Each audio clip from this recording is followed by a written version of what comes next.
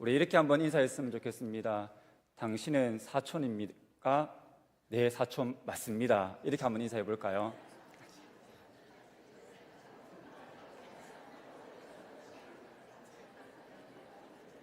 예, 우리는 주님 안에서 한 가족이죠.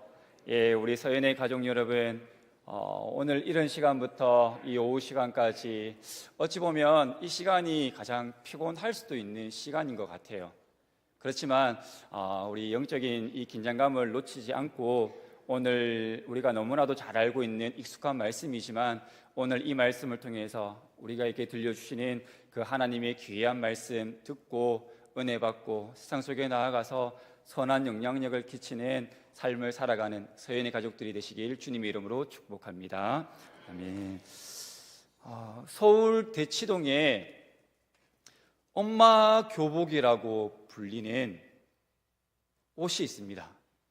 지금 뉴스에도 이렇게 나와서 아마 뉴스를 보신 분들은 아마 아실 텐데, 몽땡땡이라는 옷을 입고 대치동 학원가에서 아이들을 기다리는 엄마들, 그것을 한 개그맨이 패러디를 함으로 인해서 엄마들이 더 이상 그 옷을 입지 못하고 이제 중고 매물로 이제 내놓는 그런 현상들이 최근에 일어나게 되었습니다. 설 집사님도 몽땡땡이를 입고 있고, 이 집사님도 몽땡땡이를 입고, 여러 사람들이 입고 있다면 과연 저 집사님이, 저 성도가 입고 있는 옷이 진짜일까? 내가 입고 있는 옷은 가짜인데 들키면 어떻게 할까? 라는 그런 생각들을 하게 되겠죠. 우리가 이렇게 명품이라는 것을 진짜인지 가짜인지 우리가 이렇게 비교를 하게 되는데, 과연 그렇다면 여러분이 가진 믿음이 진짜인지 가짜 믿음인지 의심을 한번 해 보셨습니까? 잠깐 입거나 걸치게 되는 옷도 이렇게 의심이라는 것을 하게 되는데, 평생 안고 가야 하는 내 신앙을 의심하지 않는다면 아주 큰 영적인 병에 걸린 것입니다. 그렇다면 여러분의 믿음은 어떠한가요? 여러분의 믿음은 진짜가 맞습니까? 내가 받은 은혜가 진짜가 맞습니까? 내가 주일날 그리고 평일에 주님의 몸된 전에 나와서 열심을 다해 섬기죠. 때로는 교사로서, 때로는 차량 봉사로서, 안내로서, 식당에서, 찬양 대원으로서 곳곳에서 또 이름 없이 빛도 없이 열심을 다해 섬기며 나아가는 귀한 손길들이 있죠. 그 원동력이 진짜 믿음으로 인해서 내가 움직이고 있냐라는 것입니다. 우리는 오늘 말씀을 통해서 내 믿음이 진짜 믿음인지를 한번 점검해보는 그런 은혜의 시간들이 되시길 바랍니다. 오늘 말씀은 짜릿함과 감동을 주는 장면이 등장을 하고 있죠. 중풍병으로 인해 너무나도 오랜 세월 동안 삶에 지쳐 고통을 받고 있는 한 병자가 4명의 도움으로 이제 주님을 만나게 되고 그의 인생이 완전히 바뀌어지게 되는 장면이 이제 오늘 말씀에 기록이 되어 있습니다. 그런데 이 4사람이 친구인지 아니면 이 병자의 친구인 상전의 이 명령을 받은 종들인지 그리고 가족인지는 알 수는 없지만 어찌 되었든지 간에 우리가 알 수 있는 것은 중풍병자 때문에 4사람이 헌신을 했다라는 것이죠. 헌신적인 4사람의 도움을 받아 병자가 드디어 예수님이 계신 집에 가게 됩니다. 그런데 예수님의 집안은 이미 많은 사람들로 이제 가득 차 있었기 때문에 예수님이 계신 가까이에도 갈 수 없는 상황 가운데에 놓이게 되었죠. 그래서 어떻게 합니까? 사방은 막혀 있었지만 막혀 있지 않은 곳이 있었죠. 그것이 어디였습니까? 지붕이었죠. 그들은 지붕으로 올라갑니다. 그리고 올라가서 그들은 어떻게 합니까? 지붕을 뜯어내기 시작하였죠. 이스라엘의 가옥 구조를 잘 살펴보면 이들이 왜 이렇게 행동을 했는지를 우리가 알 수 있습니다. 제가 인터넷에서 열심히 사진을 찾아서 보여주려고 찾아봤지만 사진이 잘 없어서 제가 구두로 설명을 해드리겠습니다. 이스라엘의 집의 가옥의 구조는 기초는 돌입니다. 돌멩이로 이제 벽을 쌓아 올립니다. 그런데 지붕까지를 돌로 이렇게 만들 수 없었기 때문에 돌감람나무로 대들보를 만들어요. 그리고 난 다음에 종려나무 가지 등으로 이제 틀을 만들고, 그리고 갖가지 가지와 흙과 이제 지푸라기를 진흙을 섞어서 이제 그 위를 덮어 버립니다. 그렇기 때문에 이 지붕은 무엇보다도 철저한 관리가 필요했습니다. 습기가 있는 날은 어떻게 했냐면 롤러를 가지고 와서 지붕을 계속 평평하게 만들어야 돼요. 그리고 수시로 이제 이 지붕이 꺼짐 현상이 있기 때문에, 구멍이 나타나기 때문에 수시로 올라가서 이 뚫어진 구멍과 꺼짐 증상이 나타날 때마다 보수 공사를 해야 했습니다. 또한 비가 오면 그 흙 위에서 이제 풀이 수시로 올라오기 때문에 풀을 또 수시로 제거를 해야 했습니다. 특히 건기가 시작되어지면 지붕이 거북이 등짝처럼 쫙쫙 갈라지기 때문에 그들은 어쩔 수 없이 그들의 일상이 어찌 보면 지붕을 보수하는 일이 그들의 일상이었다라고 합니다. 그러니까 마음만 먹으면 지붕을 언제든지 뜯어낼 수 있다라는 것이죠. 지금 지붕으로 올라가 지붕을 뜯어내고 병자가 누운 그 침상을 어떻게 하였습니까? 달아내리게 되죠. 그들은 주변 사람들의 시선을 전혀 의식하지 않았습니다. 내 사람은 누구에게 집중되어 있었습니까? 오직 주님이었습니다. 주님께로 나아갈 때에 이 중풍병자가 나을 수 있다라는 그 믿음이 있었기에 그들은 주변을 의식하지 않았어요. 잘 한번 생각해 보십시오. 지금 남의 집에 지붕이 이제 뚫어지고 있는 상황입니다. 그 아래로 이제 병자가 침상에 누워서 내려오고 있는 상황이죠. 이 일은 어찌 보면 도무지 이해할 수 없는 엄청나고도 무모한 짓이라는 겁니다. 집주인의 입장에서 한번 생각해 보십시오. 여러분이 만약에 이 집주인이었다, 내 집이 지붕이 뚫려지고 있다, 그러면 여러분은 어떻게 반응하시겠습니까? 지금 말도 안 되는 상황들이 펼쳐지고 있었다라는 거예요. 충분히 집주인의 입장에서 화를 낼 수도 있는, 너 왜 그래? 당장 멈춰! 라고 화를 낼 수도 있는 상황이었죠.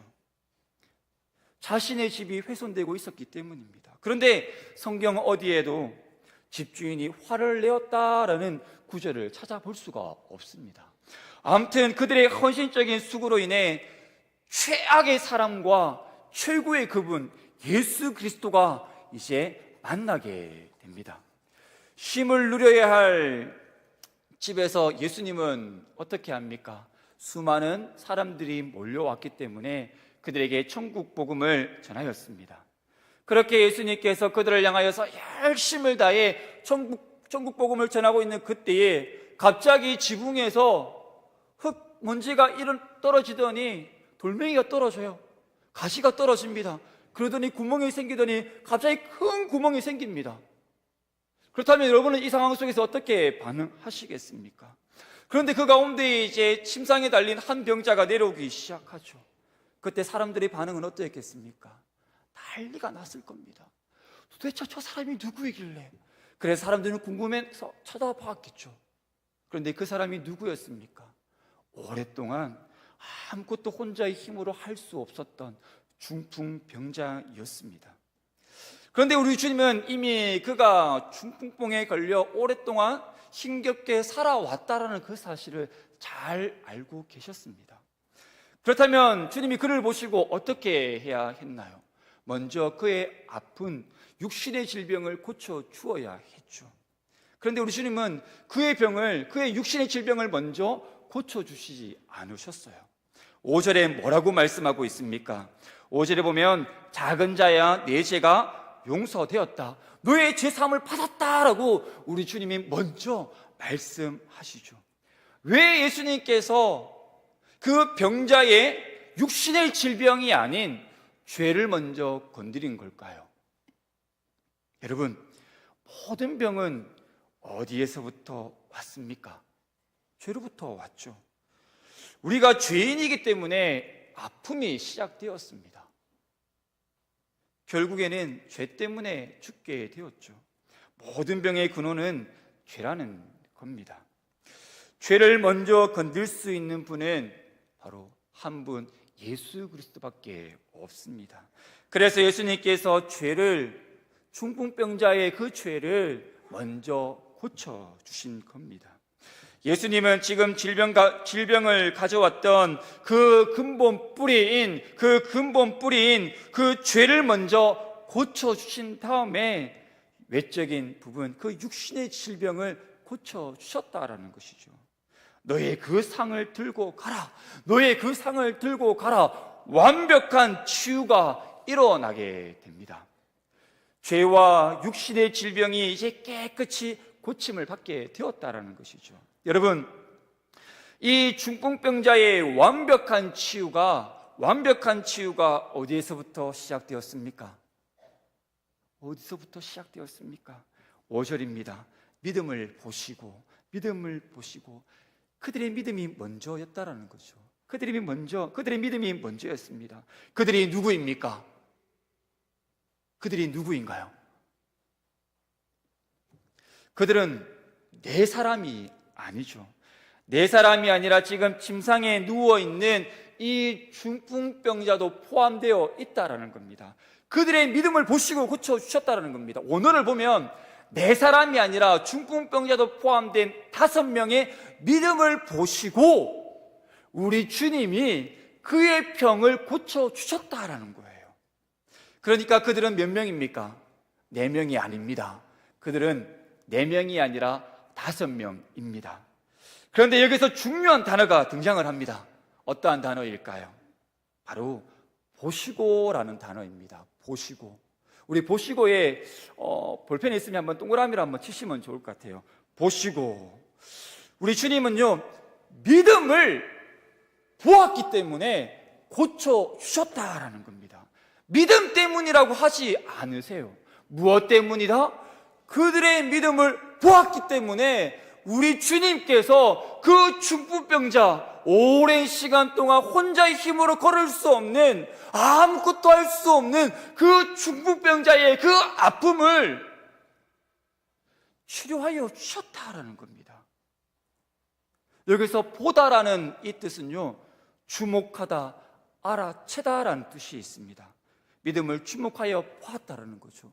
알아챘다라는 겁니다. 성도 여러분, 믿음은 가지는 거죠. 성경은 믿음을 가져라고 이야기하고 있습니다. 믿음이 있어야 천국에 갈 수가 있고 믿음이 있어야 영생을 얻을 수 있다라고 분명히 말씀하고 있죠. 믿음은 가지는 게 맞습니다. 믿음은 가지는 게 맞죠. 그런데 우리 주님은 지금 어떻게 이야기를 하고 있습니까? 믿음은 가지는 게 아니라 믿음은 보여지는 것이다. 믿음은 보여지는 것이다 라고 지금 우리에게 말씀해 주고 있다라는 거예요. 믿음은 누구에게나 보여져야만 하는 것입니다. 진짜 믿음은 가지는 것을 넘어서 보여지는 믿음이라는 것을 우리에게 말씀해 주고 있다라는 거예요. 한마디로 우리가 믿음을 가져야 하지만 진짜 믿음은 뭐다? 삶으로 보여지는 믿음. 우리의 행함이 있는 믿음이 우리 안에서 보여질 때에, 나타내질 때에 그 믿음이 진짜 믿음. 그 믿음을 보시고 우리 주님께서 열광하신다라는 겁니다. 그 믿음을 보시고 우리 주님께서 반응하신다라는 거예요. 오늘 말씀에 보면 두 부류의 사람이 등장을 하죠. 1절에 보면 소문을 듣고 모인 사람들과 3절에 보면 하나님의 은혜를 붙잡기 위해 나온 사람들입니다. 즉 행함으로 달려가는 사람들에게 하나님의 은혜가 임했다라는 것이죠. 주님은 오늘 본문을 통해 믿음을 정리해 주십니다. 뭐라고 정리하십니까? 믿음이 있다는 것은 그 믿음이 움직일 만한 그 믿음이 맞는가? 움직일 만한 그 믿음이 맞는가라는 거예요. 야고보서 2장 20절에서 22절 말씀에 보면 믿음에 대해서 이야기를 하고 있는데, 우리 한번 말씀을 한번 찾아보겠습니다. 야고보서 2장 20절에서 22절까지입니다. 제가 가지고 있는 성경 373쪽에 있습니다.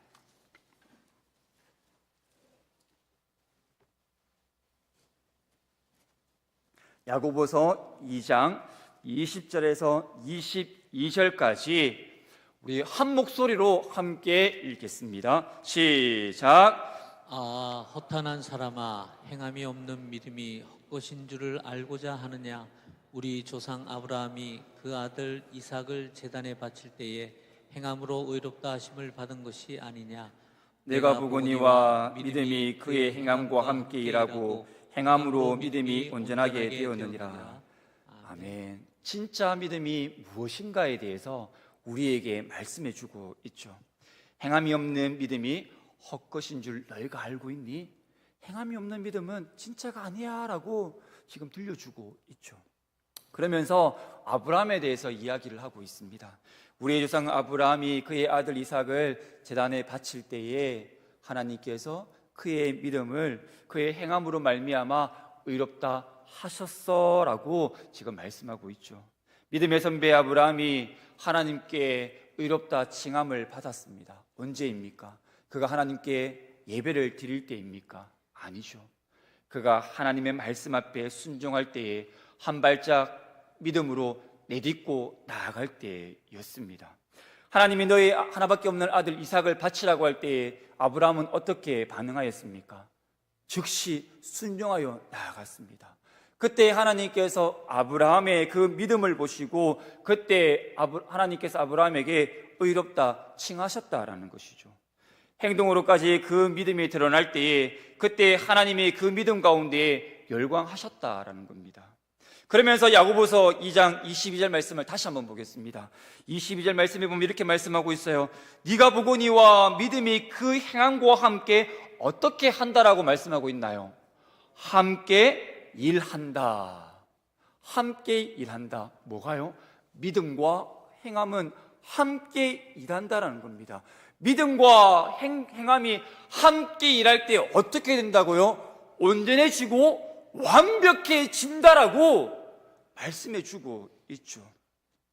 그래서 하나님은 그들의 움직이는 그 믿음을 보시고 어떻게 하셨습니까?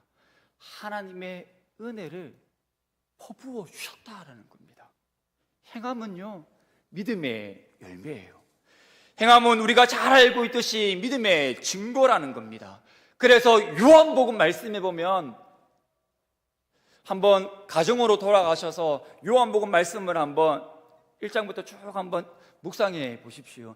믿다라는 그 단어가 나올 때마다 한번 동그라미를 치시면서 한번 읽어 보십시오.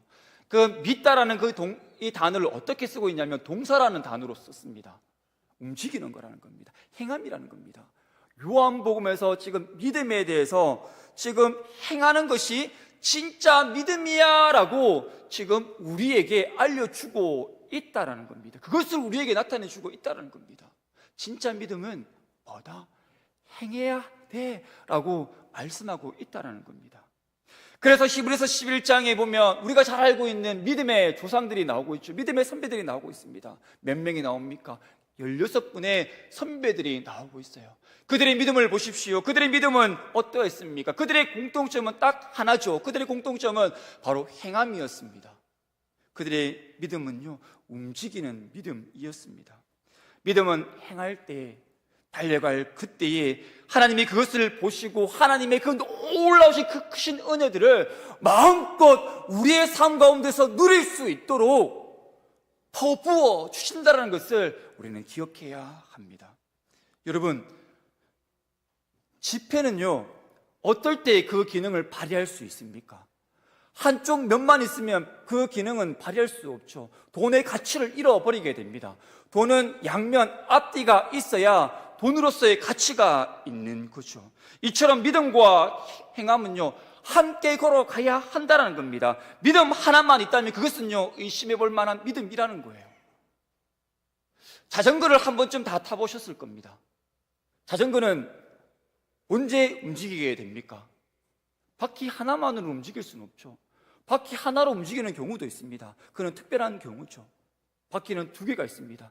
두 개의 바퀴가 함께 굴러갈 때에 추진력을 얻어서 힘차게 앞을 향하여서 달려갈 수 있는 것처럼 믿음도 이 행함과 믿음이 함께 달려가야 함께 움직일 때에 하나님께서 베푸시는 그 은혜를 내 삶 가운데서 마음껏 누릴 수 있다라는 거예요.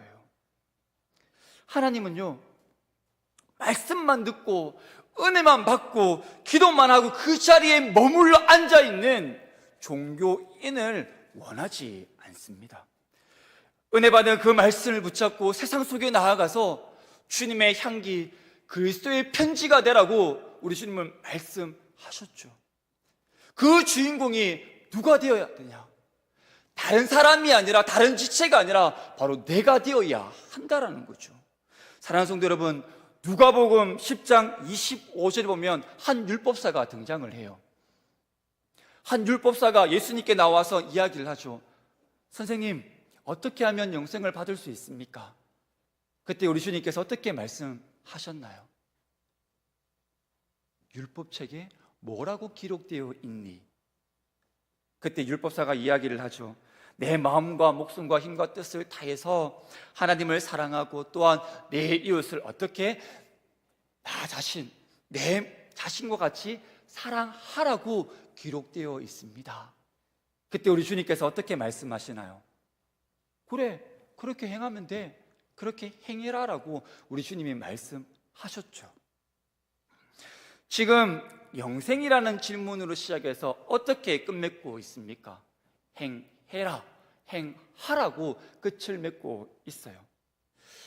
영생으로 시작해서 행해라라는 것으로 끝을 마무리를 맺고 있는 그 이유가 무엇일까요? 영생은 믿음을 통해서 얻는다라는 사실을 우리는 너무나도 잘 알고 있습니다. 그런데 이 영생을 행함으로 마무리한다는 것은 행함과 믿음이 동일 성산에 있다라는 것입니다. 여러분, 내 삶 속에 말씀 가운데 역사하시는 그 하나님의 은혜가 있다면, 그 은혜가 진짜가 맞다면 한 발짝 한 걸음 내딛는 그 믿음까지 나아가야 한다라는 거예요. 한 발짝이라도 떼어야지, 걷고 나아가야지 하나님께서 그때 그 순간 내 삶 가운데에 역사하여 주신다라는 겁니다. 여러분, 줄탁동시라는 말 들어보셨습니까? 줄탁동시. 병아리가 이 알 속에서 며칠 동안 있는 줄 혹시 아십니까? 맞습니다. 한 20일에서 한 21일 정도 이 병아리가 이제 알 속에서 있는다라고 해요. 이 병아리가 한 18일 정도 되면은 이 병아리가 알 속에서 나오기 위해서 막 쪼아댄답니다. 촉촉촉 소리가 난대요. 그 소리를 누가 듣느냐? 누가 들을까요? 어미가 듣습니다. 다른 사람은 못 들어도 어미는 듣는다라는 거예요. 어미가 그 소리를 듣고 어떻게 행동할까요?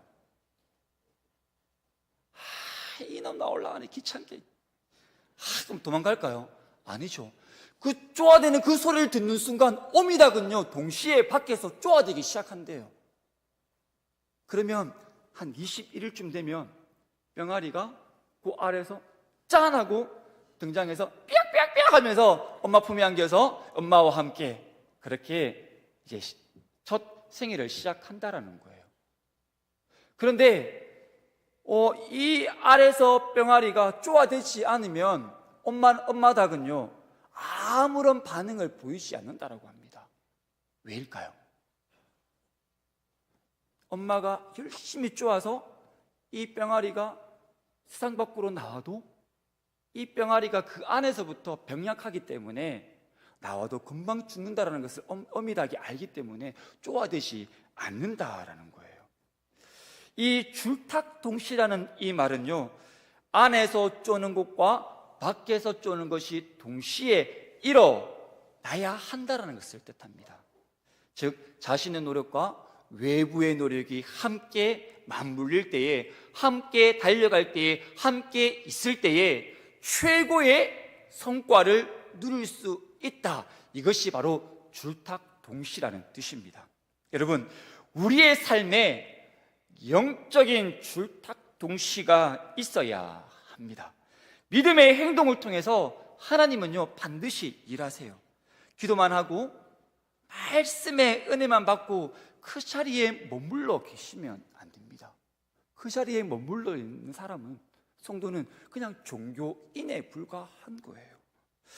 하나님을 우리의 피조물인 것처럼 그렇게 조종하려고 들면 안 된다라는 거예요. 하나님은 창조주 하나님이시죠.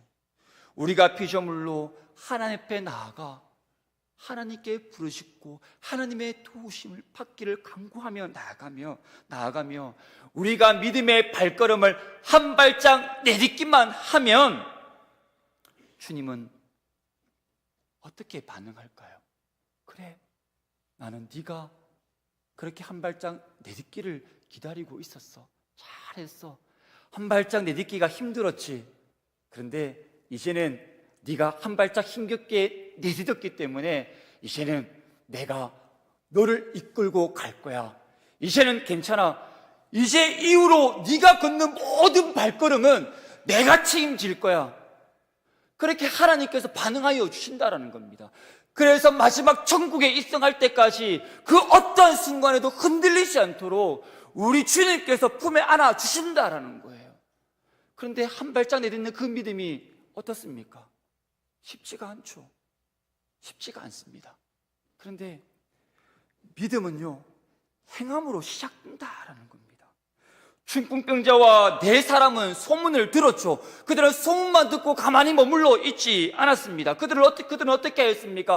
환자를 메고 지붕을 뜯고 이제 그 침상을 달아내리는 한 발짝 내딛는 믿음이 있었다라는 겁니다. 그 행함을 통해 하나님 대심이 드러나게 된 것이죠.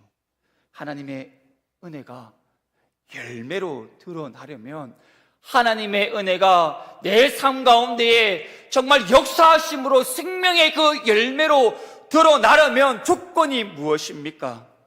우리의 믿음의 한 발짝, 한 걸음과 누가 만나면 될까요?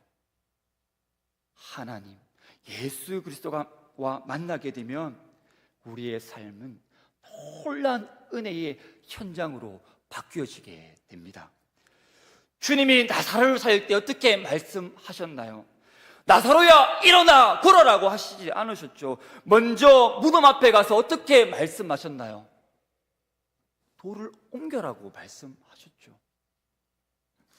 홍해를 그냥 갈라주시면 되는데 하나님께서 어떻게 말씀하셨나요? 손에 들고 있는 지팡이를 어떻게 해라? 내밀어라고 말씀하셨죠. 가나안 혼인잔치에서 이제 포도주가 다 떨어졌을 때 우리 주님께서 어떻게 말씀하셨나요? 포도주를 그냥 만들어 주시면 되는데 우리 주님께서 어떻게 하셨나요? 물을 채워 넣으라라고 말씀하셨죠. 돌을 옮길 때, 지팡이를 들어 내밀 때에, 물을 채울 때에 하나님의 놀라운 기적이 그 가운데 역사하게 되었다라는 겁니다. 사랑하는 성도 여러분, 하나님의 은혜는요, 날마다 내 삶 가운데 흘러 넘치기 위해, 요입당하기 위해 준비하고 있어요. 기다리고 있다라는 겁니다. 하나님의 은혜는요, 넘치기 위해, 넘치기 일보 직전에 하나님께서 기다리고 있는데 내가 그 가운데 한 발짝만 내딛기만 하면 어떻게 됩니까? 그 은혜가요, 흘러 넘쳐서 우리의 가정을 뒤엎고 주변의 이웃들을 그렇게 뒤엎는 능력의 은혜, 생명력 있는 말씀으로 바뀌어지게 된다라는 겁니다. 한 발짝, 한 걸음 내딛지 않고서는요, 하나님의 은혜를 경험하지 못하게 됩니다. 그러한 자의 삶은요, 어리석은 자의 삶입니다. 종교인에 불과한 자라는 것이죠. 오늘도 하나님의 은혜가 우리의 삶을 뒤엎고 있습니다. 휘감고 있어요. 어떻게든 하나님의 은혜를 부어주시기 위해 그렇게 하나님께서는 준비하고 계신다라는 겁니다. 그런데 문제가 뭡니까? 우리가 행동하는 그 믿음의 한 발짝이라는 겁니다. 믿음의 한 발짝이라는 거예요. 한 발짝 믿음으로 우리는 나아가면 됩니다. 하나님은 언제나 우리의 그 한 발짝, 그 한 걸음을 내딛기를 기다리고 계세요. 그 한 발을 내딛고 나아갈 때에 하나님께서는 우리의 삶 가운데 놀랍게 살아 역사하십니다. 하나님은 내 편이십니다. 내 편이라는 거죠. 그러기에 세상 속에 나아가서 믿음으로 힘차게 한 발짝 내딛고 세상 가운데서 하나님의 자녀답게 그리스도인으로서 날마다 승리의 기쁨을 누리시는 서연의 가족들이 되시기를 주님의 이름으로 축복합니다. 아멘.